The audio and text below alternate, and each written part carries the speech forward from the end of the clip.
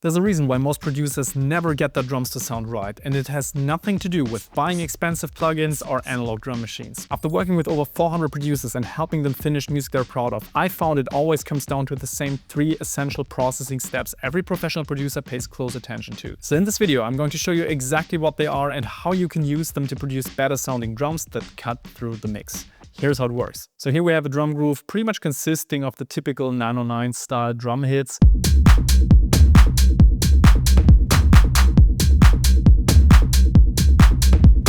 Now, let's be honest, what was your first thought when listening to this? It probably had to do with, yeah, I could use a bit of compression, or I should EQ this or that. And this is actually the mistake that most producers make at this point. Now, don't worry, we'll also get into mixing later on, but I don't want you to skip one of the most fundamental steps in the process that actually every professional producer pays attention to. And this is the actual MIDI programming here, and specifically how alive this groove feels, or in this case doesn't feel. Now obviously with something like a kick drum, it's okay to have that really stable, solid, just 4 to the floor, and that's fine. But with something like a hi-hat, I mean, do you really think every hi-hat hit needs to be exactly the same velocity and exactly the same length or same position? This sounds super rigid and robotic. Now, Ableton Live has 2 really cool features that I wanted to check out. So first of all, regarding the velocities here, we can randomize them and then later on tweak them. Now we can change the amount of randomization. So if you just want to randomize a little bit,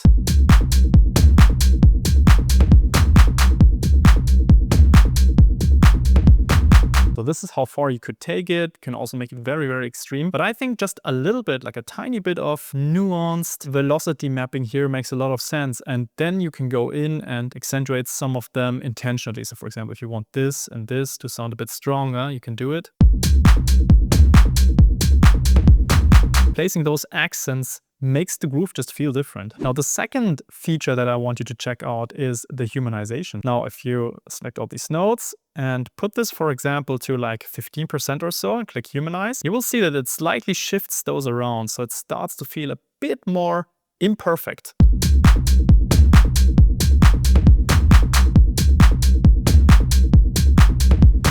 My recommendation for club music is to keep this quite subtle. So you want some imperfection, but it should still feel on the grid. So the same thing for the claps here. We will first of all randomize the velocities a little bit. So here I want to emphasize this one and this one and this one. And we'll also humanize this a little bit.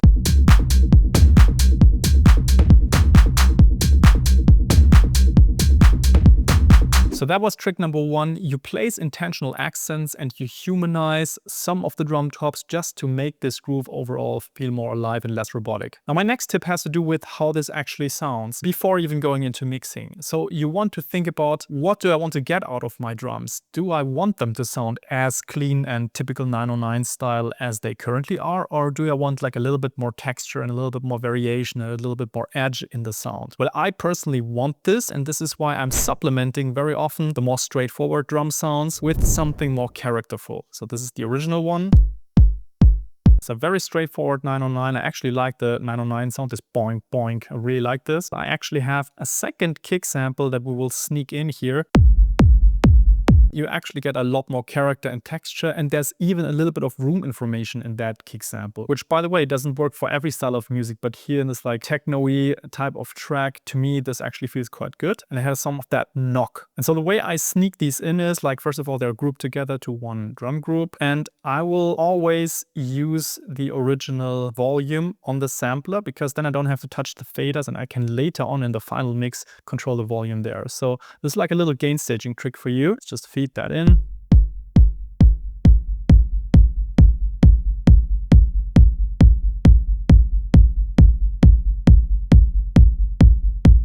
Okay, so I don't want to lose the 909 character, which is why I make this a little bit quieter than the original drum sound. Now, a lot of people at this point question whether or not this creates phase issues if they're using 2 different kick drum sounds. The quite easy answer to this is, if it sounds good, then don't worry about this. If you want to be 100% sure, you can also use a utility on one of those drum tracks and basically shift the phase here. Yeah, so this is left channel, right channel. You have to shift both of them, but only on one of those tracks. So the one kick drum is the original, the other one is like the phase shifted one. And then you can test, like, does it sound better like this or does it sound worse?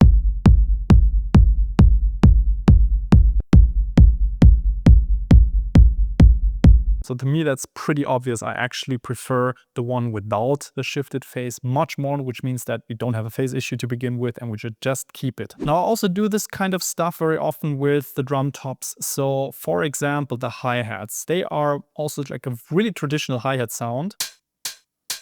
Good sounding hi-hat. I really like it, but I think still it could benefit from a little bit of texture. So what I then do is I very often grab field recordings, for example, me hitting some metal things somewhere out there. Very often go to lost places, grab a couple of field recordings there with the trash lying around and then sneak them into my Ableton session. And this is what you will notice here. So here I have a duplication of that hi-hat channel and I have loaded a field recording into Ableton's Simpler. Now, what you will see here is that the Simpler is set to slice mode, and this is a really important step here. So the Ableton Simpler allows you to either play the whole sample or play just a one shot or slice down the sample that you throw in there into different chunks, and it basically detects the transients here. Can control the sensitivity with this one. So if I use more sensitivity, it will grab more of those sounds. If you use less sensitivity, then it will just focus on the actual hits here. Then you can play different MIDI notes that would trigger this slice or that slice or that slice and so on. Now what I've done here is I've mapped my MIDI notes to the slices that I liked the most.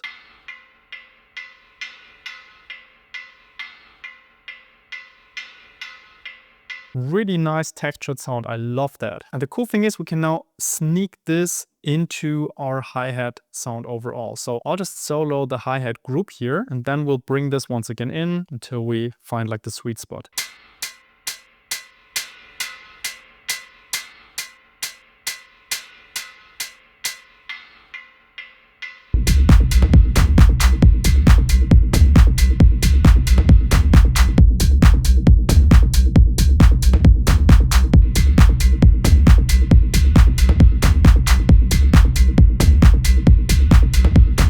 Now it's time to talk about mixing, but before we get there, if you're struggling with finishing tracks, I have a free gift for you. It's called the Finisher Framework, my 3 simple steps for finishing at least one great sounding song per month. This is totally doable. You can get that guide at pickyourself.com/framework. The link is also in the description. Now let's get back to mixing this. So when I think about mixing drums, I try to focus on the transients. So do I want the transients, these initial snappy hits of every sound? Do I want them to jump out or do I want them to be softer? And do I want the whole thing to be glued together? And this is obviously a spectrum. This is not black and white. This is like a spectrum in which you have to like orientate yourself. Now, when you think about transients, you probably think about tools like compressors, but this is not the only tool that can shape the transient information. Actually, something like saturators also shape the transient information. Yeah? And I'll show you how that works. So let's say we have this hi-hat here.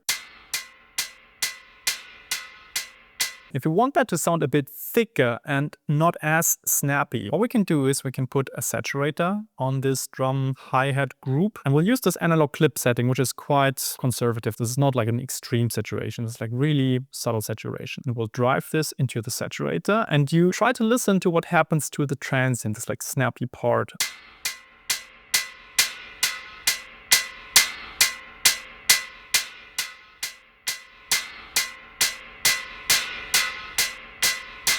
I'm overdoing this now, but you get this idea, like it starts to smear the transient a little bit. And this is how you can use saturation instead of compression, which sometimes makes sense to thicken it up a little bit and to reduce the transient. Now I'll dial this back to a setting that I actually like.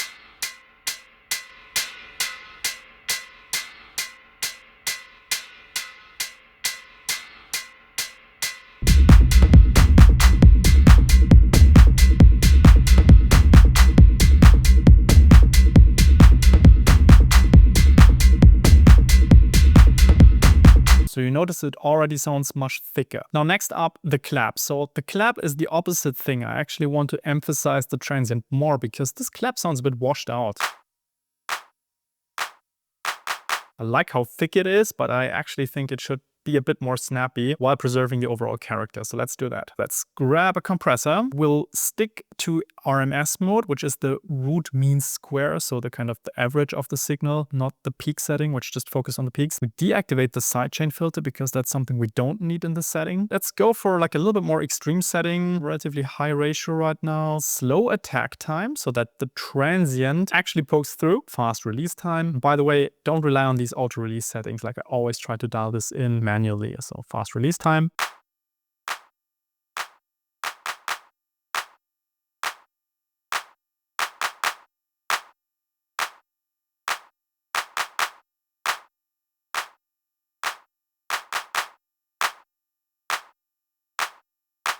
So this is really nice. Let's listen to that in context.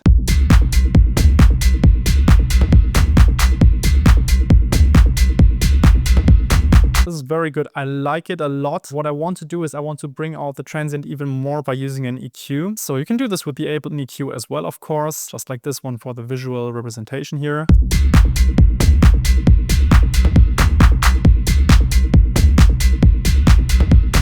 Like with claps, you have different parts of the frequency spectrum that serve different purposes. So there's a lot of body, typically around here in the lower mid-range. This one doesn't have that much, and what we want to bring out here is this like clappy, snappy sound of the clap, which is more above 6 kilohertz in most cases.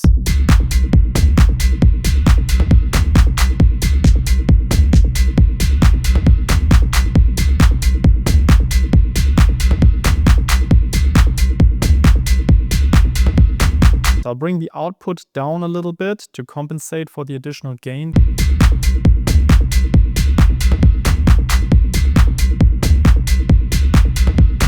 This jumps out really nicely. And then what do we do with our kick drum? Now I'm overall quite happy with this kick actually. Let's listen to that in solo quickly. Just think it could be a bit more defined, so let's do that. So first of all, let's also EQ that. A kick drum has different parts of it that you need to know about. So first of all, there's a thing that you feel in your belly, which is typically in the sub region here. So 50 hertz and lower, this is basically the bulk of this. Then you have what you feel in your chest. That's around like 100 hertz to 200 hertz, more or less this region.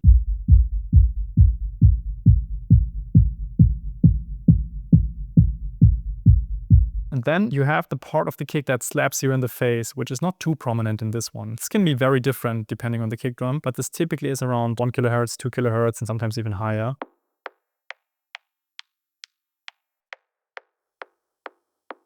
So with this kick, I want more definition in the signal. That means I will reduce the boominess a slight bit. So let's use a bit of low shelf. We don't need a cut here. Low shelf is actually good enough.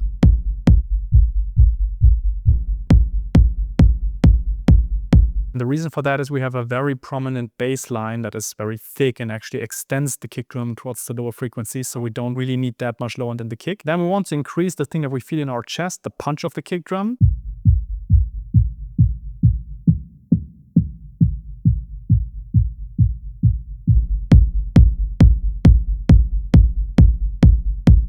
And then I want a little bit more of that slap sound here.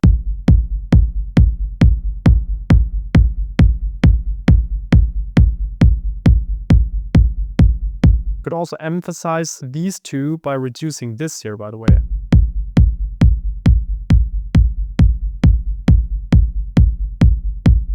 Listen to this with and without.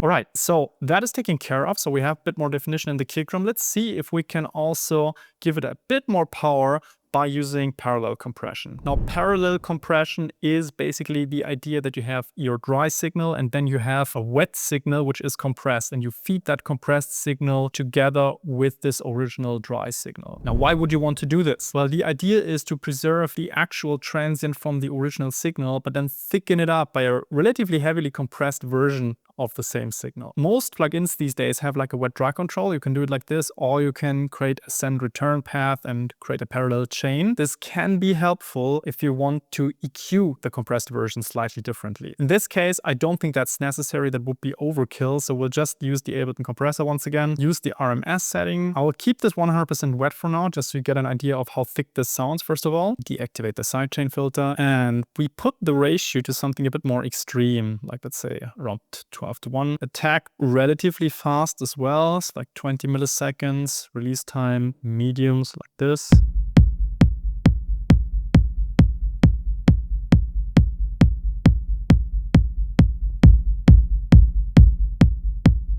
So this puts it down quite a bit and thickens the signal, but it also makes it quieter because here we haven't adjusted the output.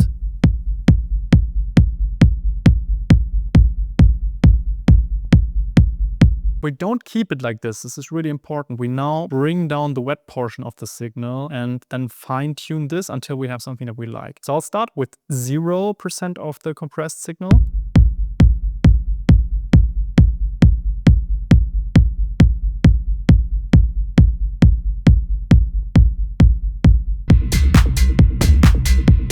Fantastic. And then what you can do with the kick drum specifically is you can also try out saturation once again. What I would do is I would try something like maybe a little bit more colorful here, like this medium curve in the saturator.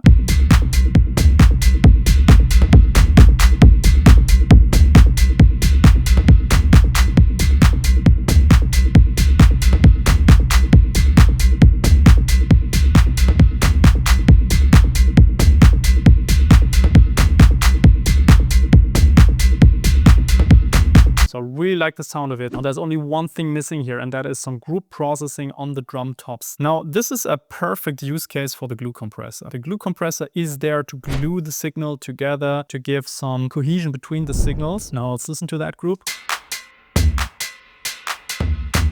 So the way you bring this together is by using a slower attack time, faster release time, and like a gentle ratio. Then we'll just lower the threshold and see what happens.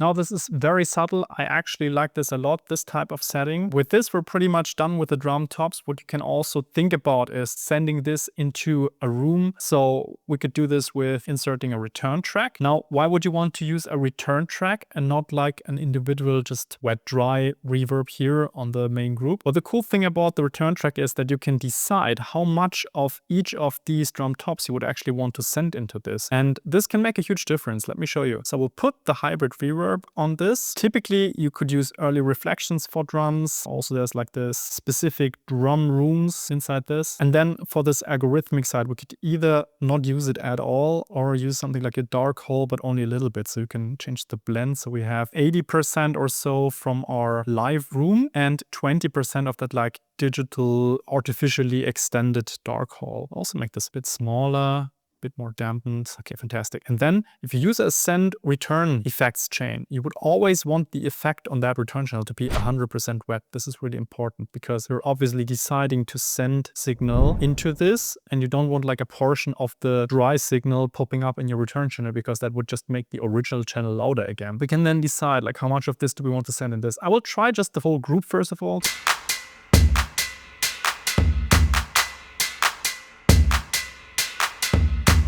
So this is not bad sounding, but I would say it's probably a bit too bright. So maybe I don't want too much of the hi-hat in there. Send a little bit of that, a little bit of that. I actually like the clap a lot with the reverb. So let's give it a bit more of that clap. And maybe a little bit of the tom as well, but not too much.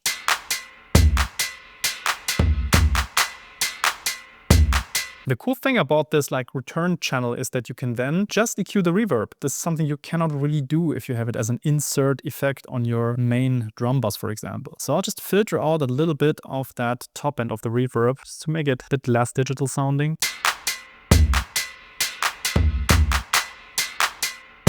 Great.